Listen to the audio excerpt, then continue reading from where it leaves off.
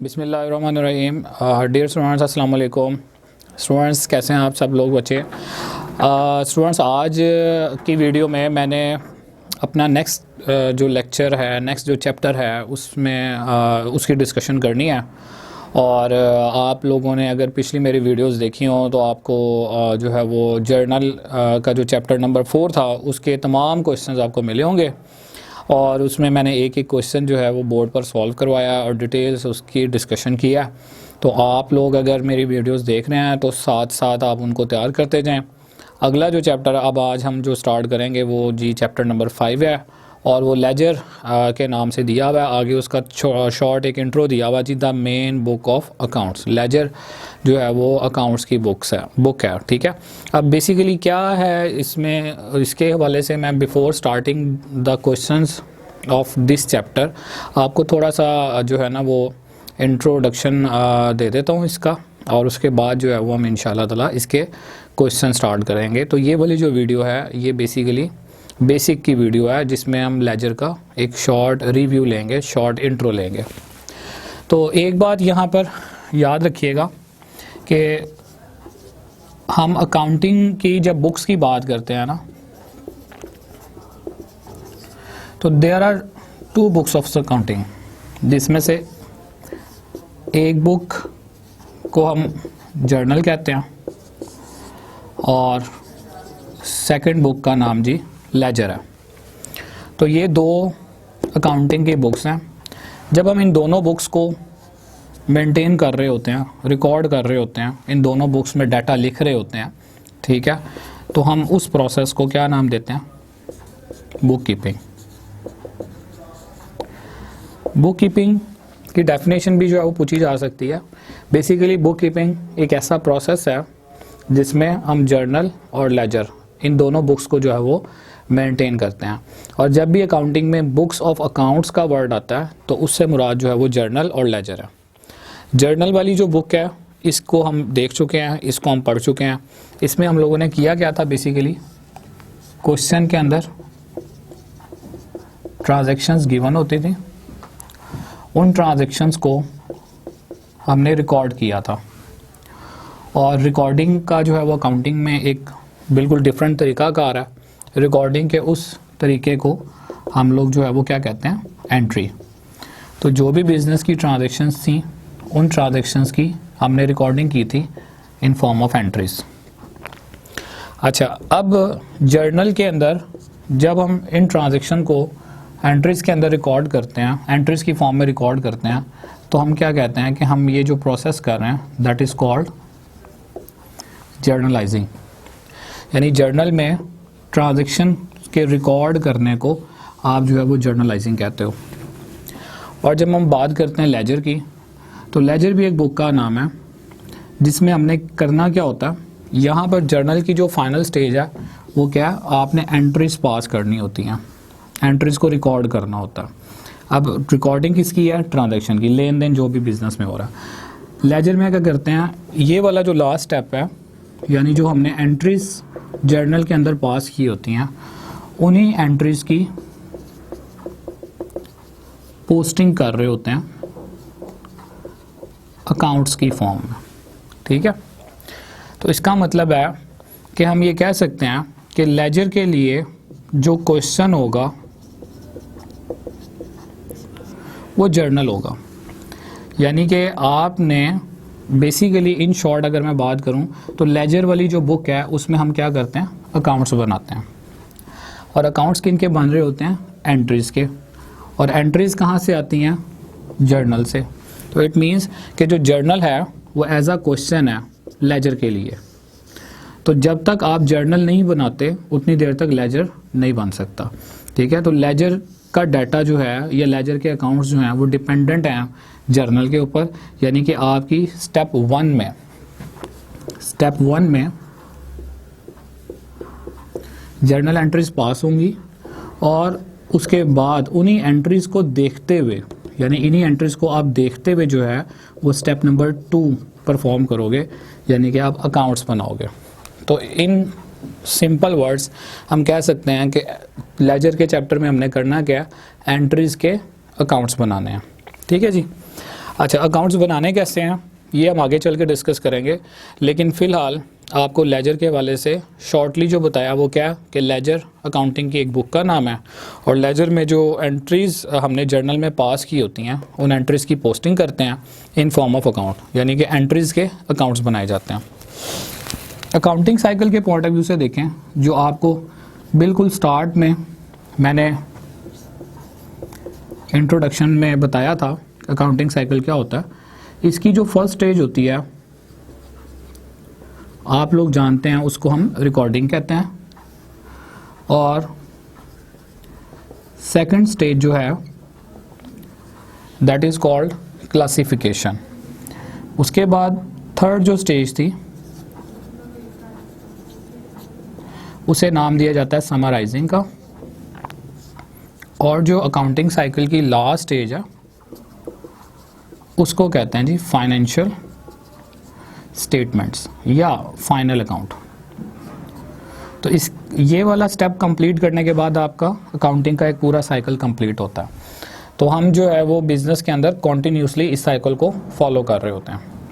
अब ये जो फर्स्ट स्टेज है जिसको आप रिकॉर्डिंग कह रहे हो, रिकॉर्डिंग बेसिकली कहाँ कर रहे होते हैं हम लोग? जर्नल में।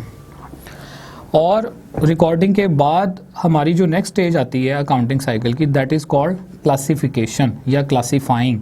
ठीक है, अब क्लासिफिकेशन कहाँ होती है? लेजर के अंदर। और समराइजिंग वाली जो स्टेज है ये बेसिकली समराइजिंग हम कहाँ पर कर रहे होते हैं? ट्रायल बैलेंस पर। तो आप यूँ कह लें कि जर्नल में अब लाइक आपने एंट्रीज पास की हैं, मैं आपको एग्जांपल दे रहा हूँ, कैश टू सेल्स, इसके अलावा सैलरी टू कैश, इसके अलावा like rent to cash, cash to bank, ये एंट्रीज आप पास कर रहे थे। जर्नल में आपने फॉर्मेट में देखा कि हमने एक अकाउंट को डेबिट किया था, दूसरे को क्रेडिट किया था। ये जो हमने एंट्रीज पास की थी, इन एंट्रीज में अगर आप देखो तो डाटा जो है ना वो सारे का सारा स्कैटर्ड है, बिखरा हुआ है। यानी कि आप अगर यहाँ पर देखना चाहो, लाइक अगर ये एंट्री आपने 1000 से पास की है, ये 200 से पास की है, ये 500 से पास की है, ये भी 200 से पास किया, अगर इन सारी एंट्रीज़ के अंदर मैं आपसे ये पूछूं कि कैश का इस वक्त आपके पास कितना बैलेंस पड़ा हुआ है, तो आपके लिए बताना मुश्किल होगा, क्योंकि एंट्रीज़ में कहीं पर कैश डेबिट हो रहा है, कहीं पर क्रेडिट हो रहा है। और जर्नल के अंदर आप जो है वो सैकड़ों एंट्रीज पास करते हैं, और बड़ी कंपनीज़ के अंदर जो है वो थाउजेंड्स ऑफ एंट्रीज जो है वो रिकॉर्ड होती हैं। तो कैश जो है वो अगर आपने देखना हो तो आप एक एक एंट्री के डेबिट और क्रेडिट साइड को देखकर जो है वो नहीं निकाल सकते, बड़ा मुश्किल हो जाता है, टाइम टेकिंग हो जाता है। तो आपने फिर करना क्या होता है, आपने इस चीज़ को आसान बनाने के लिए कैश का अकाउंट बना लेना होता है। अब कैश का अकाउंट जब आप बनाते हो तो आपने करना क्या होगा, जिस तरह एंट्रीज़ की दो साइड्स होती हैं, एक डेबिट होती है और दूसरी क्रेडिट होती है, इसी तरह से अकाउंट की भी दो साइड्स होती हैं, एक डेबिट होती है और एक क्रेडिट होती है। अब जब कैश आ रहा होगा हमारे पास, हम जो है उसको डेबिट साइड पे लिख देंगे, और जब कैश हमारे पास से जा रहा होगा तो हम उसको क्रेडिट साइड पे लिख देंगे। तो अगर यहाँ पर ये अमाउंट्स लिखी हों जो आने वाली हैं, और क्रेडिट साइड पर वो अमाउंट्स लिखी हों जो जाने वाली हैं, तो आप क्या करोगे, लाइक अगर मैं कहता हूँ जी मेरे पास जो है वो टोटल 5000 आया और 2000 जो है वो गया, तो अब मैं कह सकता हूँ कि 5000 रुपया अगर आया है और 2000 रुपया बिजनेस से आउट हो रहा है, तो नेट अमाउंट जो है मेरे पास कितनी पड़ी हुई है? 3000 पड़ी हुई है। तो अब मतलब यहाँ पर अकाउंट बनाने से बेनिफिट क्या हो जाता है आपको, आप जो है वो एक तो आइटम्स को, अमाउंट्स को क्लासीफाई कर लेते हैं, यानी कि उनकी तरतीब लगा लेते हैं, इन और आउट। यहाँ पर ये जो मैंने बताया, इसमें इन वाली साइड जो डेबिट साइड आ रही है उसमें जो भी वैल्यूज़ आ रही हैं वो सारी हमारे पास कैश के अगेंस्ट रिसीव हो रही है, यानी कैश हमारे पास आ रहा है, और क्रेडिट वाली साइड पर जो है कैश हमारे पास से जा रहा है। तो आपके पास यहाँ पे फिर जब तरतीब लग जाती है तो फिर कैश का जो बैलेंस है वो बताना आपके लिए आसान हो जाता है। इसकी एग्जांपल अगर मैं जर्नल और लेजर की आपको एक और सिंपल तरीके से दूं तो वो क्या हो सकती है, लाइक जिस तरह एक स्कूल है, उसमें बिफोर असेंबली, स्कूल लगने से पहले स्कूल ग्राउंड में जो है वो बच्चे आप देखें खेल रहे होते हैं, आप लोग भी जो है वो ऐसा करते रहे हैं। हम भी जो है उसका पार्ट रहे हैं। तो जब बिफोर असेंबली जो है वो आप किसी बच्चे को मुश्किल से आइडेंटिफाई कर सकते हो कि ये जो है वो 8th क्लास का है या ये 7th क्लास का है, ये 9th क्लास का है, ठीक है। लेकिन जब जो है वो लाइंस बन जाती हैं असेंबली में, तो आप देखते हो जब 6th क्लास की जो लाइन है उसमें जो है वो पीछे अगर 50 बच्चे खड़े हुए तो सारे 6th क्लास के ही हैं, ठीक है। 7th की लाइन में 7th का बच्चा होगा, 8th की लाइन, 9th की और 10th की जो लाइन है उसमें हर लाइन को जो है वो क्या कर दिया गया, तरतीब वाइज जो है वो बच्चों को जो है डिवाइड किया गया। बच्चे जब लाइन बनाते हैं तो उसमें हम कह सकते हैं कि ये जो अब लाइक अगर फर्स्ट स्टूडेंट जो 9th क्लास का है तो फिर आगे जितनी भी उस लाइन में बच्चे होंगे वो सारे के सारे 9th क्लास के होंगे। तो इस एग्जाम्पल को अगर हम लोग देखें तो बिफोर असेंबली जो है वो बच्चे जो है वो क्या थे, स्कैटर्ड थे, उनको क्लासेस के वाले से जो है वो पहचानना मुश्किल था। लेकिन जब जो है वो आप के असेंबली लगती है तो उसमें क्या होता है कि बच्चे जो है वो क्लास वाइज डिस्ट्रीब्यूट हो जाते हैं, ठीक है, तो डिवाइड हो जाते हैं। तो बिल्कुल यही काम जो है वो लेजर का है। बेसिकली जर्नल के अंदर जो है वो डाटा सारा स्कैटर्ड होता है, हम सिर्फ रिकॉर्डिंग कर रहे होते हैं। हमारा कंसर्न नहीं होता कि इस वक्त जो है वो लाइक बैंक में कितने पैसे पड़े हुए हैं या कैश में कितने पैसे पड़े हुए हैं। हम लोग जर्नल के अंदर सिर्फ और सिर्फ चीज़ों को रिकॉर्ड करते हैं, जो भी ट्रांजेक्शन्स होती हैं उनकी रिकॉर्डिंग कर रहे होते हैं, ठीक है। लेकिन लेजर में आकर हम डाटे को क्या कर देते हैं, क्लासीफाई कर देते हैं, तरतीब दे देते हैं। तरतीब देने का क्या मतलब है कि यहाँ से ये जो आपने एंट्रीज पास की हैं, इन एंट्रीज को आप जो है वो उठाते हो और 1 बाय 1 उन एंट्रीज को देखते हुए आप उनके क्या बना लेते हो, अकाउंट्स बना लेते हो। तो अकाउंट बनाने का मतलब क्या कि अब यहाँ पर अगर मुझे कैश नज़र आ रहा है तो मैंने एक कैश का अकाउंट बना लिया। इसके अलावा अगर मुझे सेल्स नज़र आ रही है तो मैंने सेल्स का अकाउंट बना लेना। इस तरह से अगर बैंक अकाउंट नज़र आ रहा है तो मैंने बैंक का अकाउंट बना लेना। तो क्या होता है, cash account, sales account, bank account, purchases account, capital account, जब हर चीज़ का अलग-अलग आप अकाउंट बना रहे होगे और हर अकाउंट में सिर्फ उसी की अमाउंट आप लिख रहे होगे तो आपके लिए बड़ा आसान हो जाता है उसका फिर साल के दौरान किसी भी वक्त में बैलेंस जानना कि इस वक्त कैश का कितना बैलेंस है या बैंक का कितना बैलेंस है या एक्सपेंसेस कितने हो रहे हैं, सेल्स कितने की हुई है, परचेजेस कितने की हुई हैं। क्योंकि जब आप सेल्स अकाउंट बना रहे होगे तो आपको उस अकाउंट से सेल्स, पूरे साल की सेल्स की जो है वो इन्फॉर्मेशन मिल सकती है, ठीक है। तो यहाँ पर फिर ये वाला जो चैप्टर है, इस चैप्टर का जो मेजर कंसर्न है, मेजर फोकस है, वो क्या है कि आपने लेजर के अंदर अकाउंट्स बनाने हैं। और अकाउंट्स के लिए डाटा कहाँ से आएगा, एंट्री से आएगा। यानी एंट्रीज हमारा क्वेश्चन होगी और उन्हीं एंट्रीज को देखते हुए हम अकाउंट बनाएंगे। इसका मतलब ये है कि लेजर अकाउंट उस वक़्त तक बन ही नहीं सकते, यानी क्लासिफिकेशन वाली स्टेज आपकी उस वक़्त तक कंप्लीट हो ही नहीं सकती जब तक कि आपका जर्नल ना बना हो। तो फिर हम, इसका मतलब है जब क्वेश्चन में देखेंगे तो क्वेश्चन के अंदर भी जो है वो पहली बात यही हुई होगी कि आप जो है वो जर्नल बनाएं और उसके बाद फिर कहा होगा उन के जो जर्नल के अंदर आपने रिकॉर्डिंग की है उस रिकॉर्डिंग को जो है वो कन्वर्ट कर दें अकाउंट्स की फॉर्म में, यानी उसकी क्लासिफिकेशन कर दें।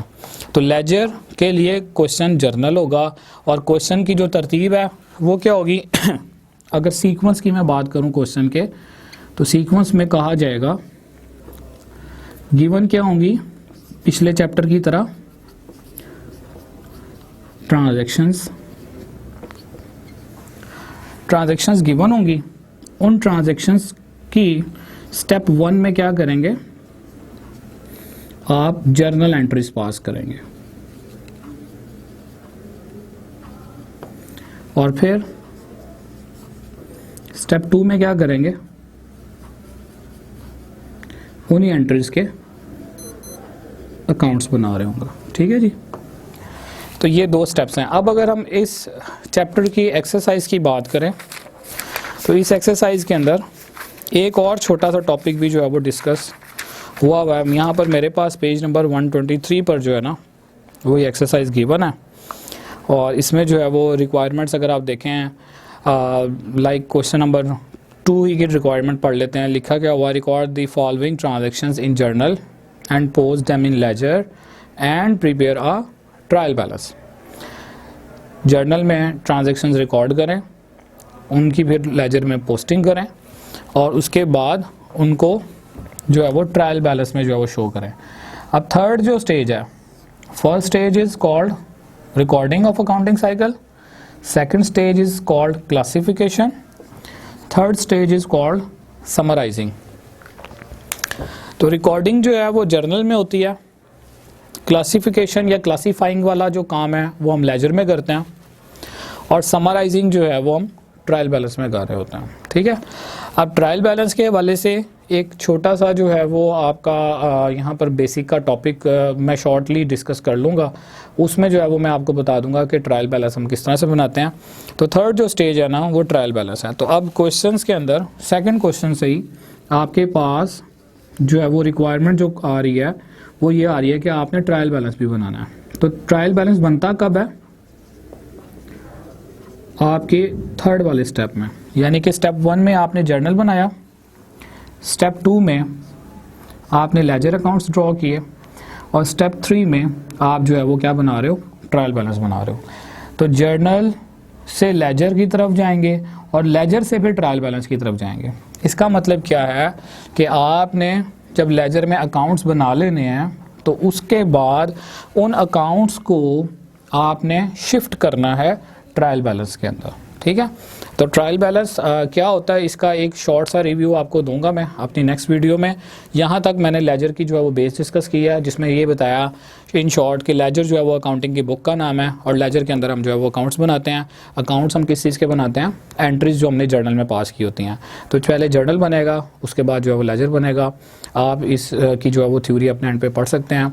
तो इस बेसिक को जो है वो अपने एंड पे देख लें, समझ लें। कोई बात नहीं समझ आती आप अपने जो है वो कमेंट्स लिखें, इंशाल्लाह उसका मैं आपको आंसर करूँगा। तो इंशाल्लाह नेक्स्ट वीडियो जो है वो मैं एक शॉर्ट सी ट्रायल बैलेंस की आपको बता दूंगा, वीडियो में ट्रायल बैलेंस का इंट्रो बता दूंगा, और फिर हम उसके बाद बाकायदा से अपने क्वेश्चंस का आगाज़ करेंगे। तब तक के लिए जी अल्लाह हाफिज़, थैंक यू सो मच।